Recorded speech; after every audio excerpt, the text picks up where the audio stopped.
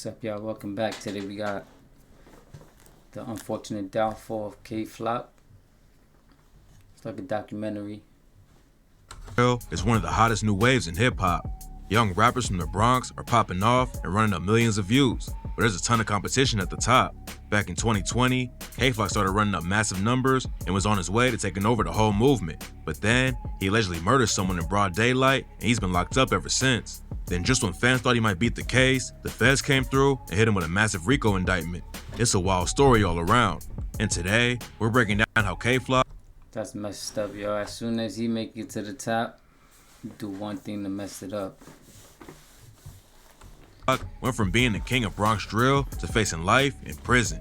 Let's get right into it. Kayflock came up in a part of the Bronx called Southside and reps a set that uses the same name. Back in the day, he wanted to become a pro athlete, but it didn't take long for him to switch directions and get active in the streets. Flock didn't even want to be a rapper back then, but he acted like a hype man for his homies, B Love and Dougie B, who were trying to make it in the industry. Eventually, Dougie B convinced Flock to hop in the booth, but nobody expected what happened next. Flock dropped his first track in May 2020, then followed it up with a couple of collabs with his homies. In August 2020, he released Is You Ready and Being Honest, and both tracks ran up over 1 million views. Flock was only rapping for a few months, but he was already one of the hottest new artists in the city. But just like Chicago drill back in the day, it's more than just music in the Bronx. Almost every rapper in the drill scene is also gang affiliated, and street politics ended up getting brought into the music. Shy E.K. and E-Dot Baby were both coming up around the same time as Flock. E-Dot repped the old Ys, while Shy put on for the OGs. Both of them were cool with Flock and a lot of other dudes from Southside. But then, E-Dot was caught chilling with Flock's eye. The Bronx is wild. It's crazy out there. And everything changed. E-Dot was blowing up after his track Ready for War racked up millions of plays, and a crew called Structure wanted to link up with him. But at the same time, Structure was cool with RPT, a set that beefs with Southside.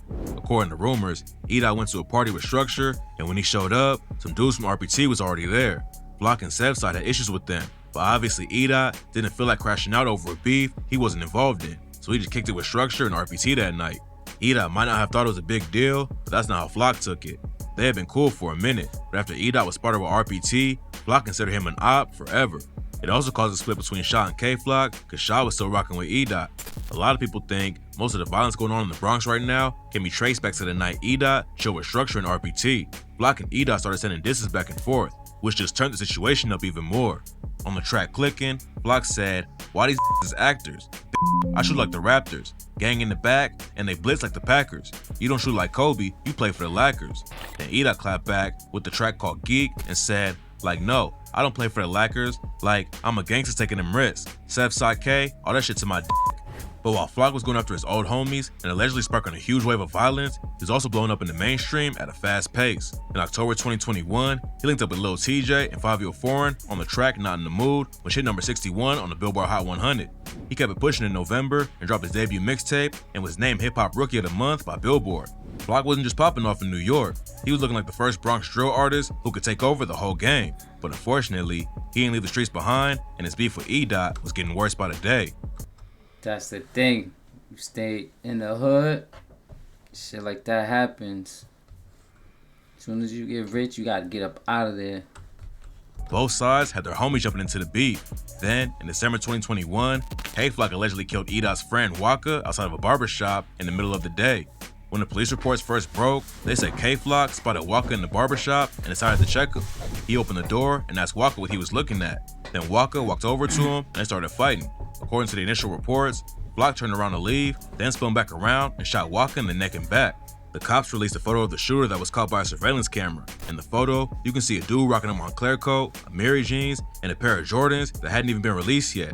At first it looked like Flock threw on a bunch of designer and went out looking for problems, but then footage came out that proved the cops' original report was completely wrong. Surveillance footage leaked online that showed Flock walking past the barbershop without stopping or saying anything to someone inside. After he went by, Walker came out of the shop and started following him. It's not clear what happened next because the shooting wasn't captured by the camera, but obviously the cops had the situation twisted. Flock turned himself in on the murder charge, but his legal team is helping him claim that it was self-defense. Flock is known for being a wild dude who isn't afraid to crash out, but in this case, it looks like Walker might have been the one who started the issue and ended up getting killed over it. We'll find out more after the trial starts, But Walker's murder ain't the only case Flock's gonna have to fight. Back in December, Flock's fans got some good news about the murder case. Someone on TikTok posted a jail call with him where he said, knows of his money, man. I'll be back real soon. 2023 bonds, you heard? Even though Flock's been locked up for over a year, his name never fell off in the industry. In April 2022, he released a collab with Dougie B, Bori 300, and Cardi B called Shake It. Linking up with Cardi B was massive for Flock, and it took his career to the next level, even though he was behind bars when it dropped. It looked like if Flock could beat the murder charge, then he would come out and still be at the top of the game. Fans also thought Flock scored a huge win after he hired Jeffrey Lichman to be his lawyer.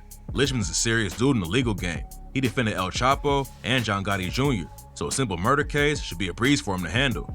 There's a good chance Flock would have walked away from the murder charges, but then everything changed in February.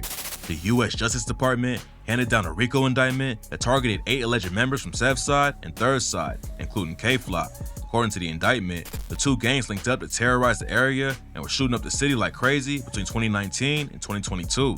Flock's alleged murder of Walk is in the indictment, but he also caught new charges for allegedly letting off shots at the ops in June 2020 and November 2021. Beating the murder is one thing, but it's almost impossible to get out of a RICO unless you snitch. Flock's facing a minimum of life in prison, could even get the death penalty if he's convicted, and it don't seem like the feds have any interest in giving him a deal. Flock's lawyer and a lot of other people think the RICO only happened because the courts knew Flock could get off on the murder case, but they wanted to keep him off the streets. Jeffrey Lichman told XXL, "We're not surprised by the federal charges, as we've been fighting Kevin State murder charge for over a year now, and considering the shooting was a clear act of self-defense, it wasn't particularly a strong charge. That it's now being used as a basis for a possible death penalty charge is extraordinary. Even if Flock could beat his own charges, someone almost always flips when it comes to RICO cases." His homie Sticky B hopped on IG and said the feds already offered a deal, but he's staying solid. According to him, he's facing 30 years, but he'd rather take the time than snitch on his homie. Sticky wrote, "They said, tell us about Kevin, help yourself. 30 years is a long time. Well, I guess I'll see you in 30 years. But even if Sticky ain't gonna flip, that don't mean someone else won't.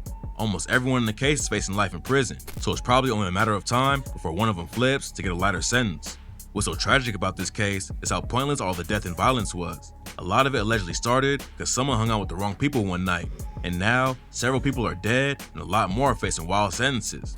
Kayflock blew up so fast that it seemed like he was guaranteed to become a superstar, but instead of leaving the beef behind and focusing on his career, he threw it all away and might end up getting the death penalty for it. Hopefully other drill rappers learn to walk away when they get the chance, because if they're crashing out in the streets, it's only a matter of time before it catches up.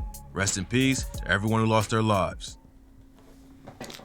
Damn, that's so messed up. He probably like 25, 22. About to lose his whole career over one little thing. But I'll see y'all in the next one. About to take my ass to bed.